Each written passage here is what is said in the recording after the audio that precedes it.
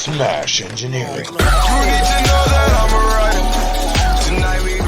Welcome back to this episode of Smash Engineering. Today we're going to be putting spring assist shocks on a 2004 Chevy Trailblazer. This also works for the Bravada, the Envoy, the Buick. I think it's called the Rainier and the Saab X, whatever the Saab one is. If you have it, you know.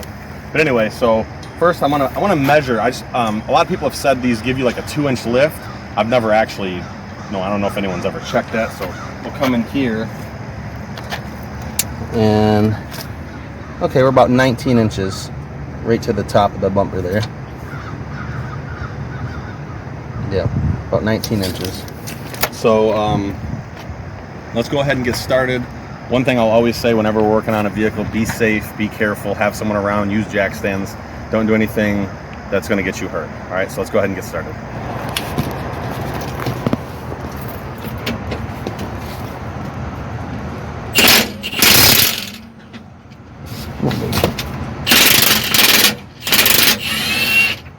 Nice. Not fairly painless.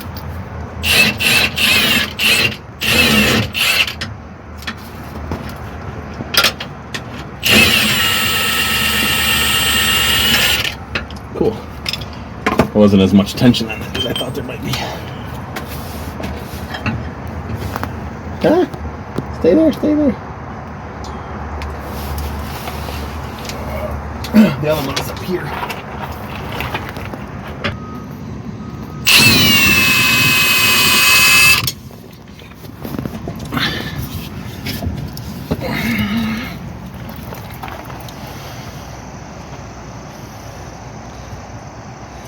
These are Spectrum shocks. Still good.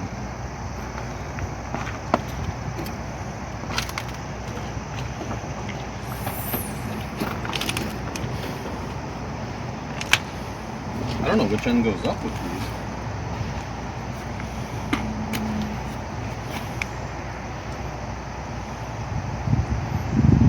I guess.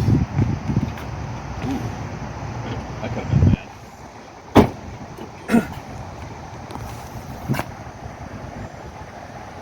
Out with the old, in with the new. I'm actually gonna get some anti-seize.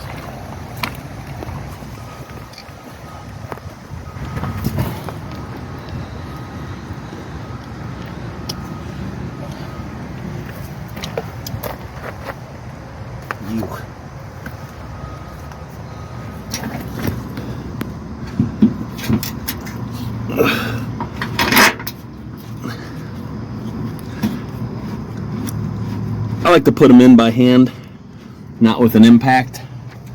Just less cross-threading when you do it by hand. So, probably just.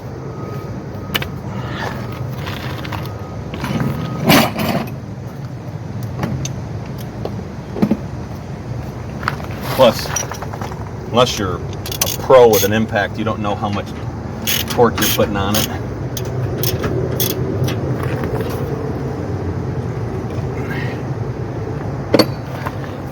Until you snap it off, and then you got big problems.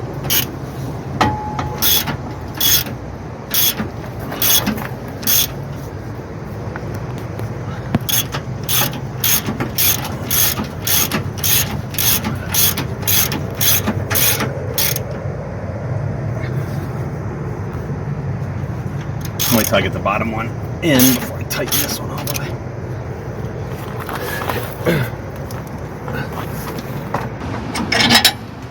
Do that. Are you recording? Mm-hmm. All right, so we jacked the truck up. Get it where this is neutral. I don't know how I got it on the first try.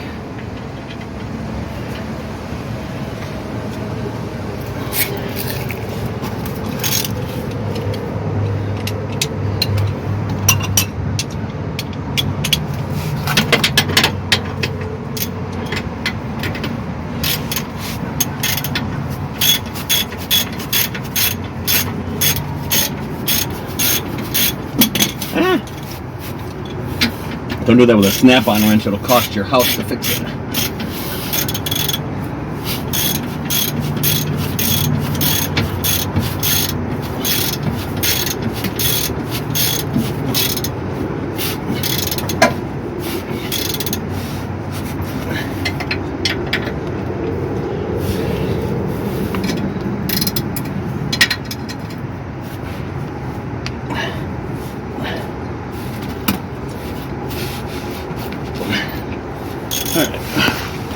tighten the top limit. You could take the tire off to do this. I didn't see a need to.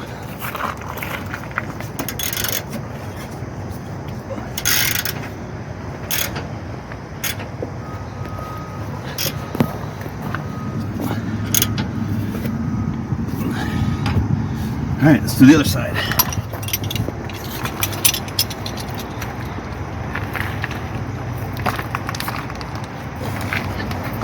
All right.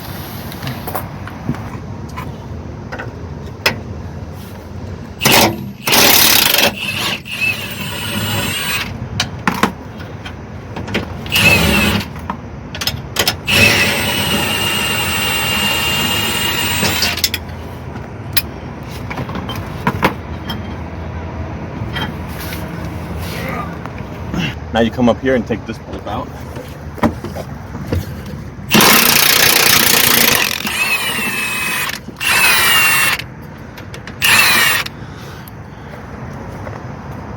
They're in like surprisingly good shape. The shotgun installed itself. That's how you know you got a good shock. They come out shockingly easy. I know, I'm a dad. But you'd be lying if you said you didn't at least laugh on the inside. Okay. There's the old.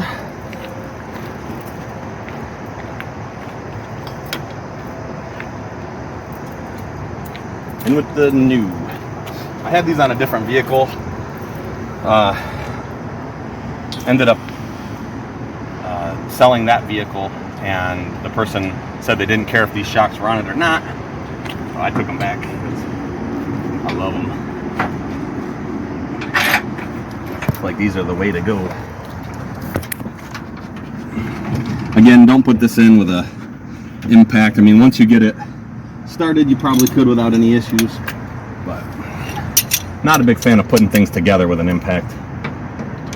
Maybe that's just me.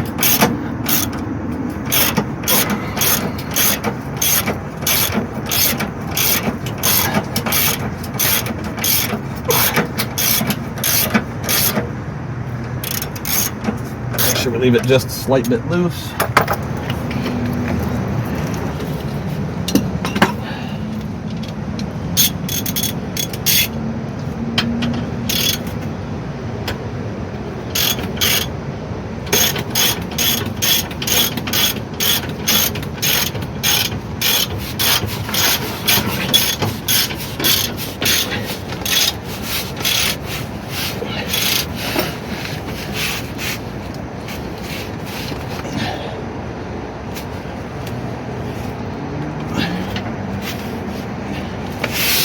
Alright, that's how you install shocks, these spring assist shocks on a Trailblazer, Bravada, Envoy. The original reason I got these is because I had a Bravada and the rear air shocks went bad on it, or the pump went bad, something. And I didn't want to go playing games, so I went ahead and bought these, and I was super impressed with them. I mean, I could tow heavy trailers and absolutely no sag in the back whatsoever. In fact, the back was up a little too high. I had to raise the front up, but I liked it. It was like a ½ inch lift maybe overall, maybe a 1 inch lift all the way. It looked good, so we'll see what it looks like on this. But yeah, I'm loving how clean this whole thing is underneath. If your spare tire don't look like that, I don't know what you're doing. All right, this is pretty much going to wrap up this video. Real short one here, real easy one. If it's something you've been bothered with, I see on all the forums people are complaining about the rear of these sagging, or if you put a trailer on these, they come down real low, they don't hold up in the back. So it's just a really easy way. I mean, 4 bolts, and I think 150 bucks for the set of shocks, or maybe 200. I forget exactly how much I paid for them, but my old shocks weren't even bad. It's just I would tow my trailer. You may have seen in these videos. I don't know if I've ever put my boat in these videos, but I have a 16-foot aluminum boat. It has quite a bit of tongue weight on it. And when towing it with this, it would sag down, or even like I went camping. Actually, I'll put a picture in here if I remember of when we went camping. I had a rear like trailer extender thing that I made in one of my previous videos. But I made a thing that goes in the trailer hitch, and it's kind of heavy duty. It's not super heavy, but it's heavy duty. And we just put like 2 coolers on it and a tote with some like chips and stuff in it, like kitchen items.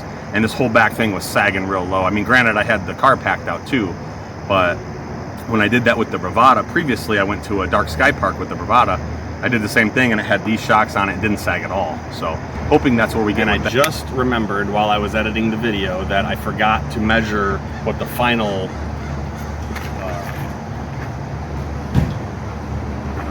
measurement is for the. Come on in here.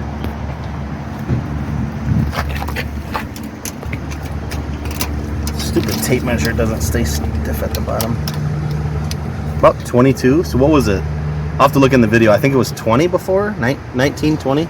So yeah, about a 2-3 inch lift. Not bad. I wish I would have measured in the wheel well. It's here, but that's okay. But yeah, so that gives you your measurement. Now it'll probably settle down a little bit. Anytime you jack the car up, the shocks, everything, springs, everything gets pushed up, and as you drive it, it might settle down. So if that's a 3, if I get 2 inches out of that, I'd be happy. I really didn't do it for a lift. I do think it looks better as it lifted up a little bit, but I did it more for the rigidity and the availability of putting more tongue weight on here without it squatting way down. So anyway, I know I already said it, but like and subscribe, and we'll catch you on the next one.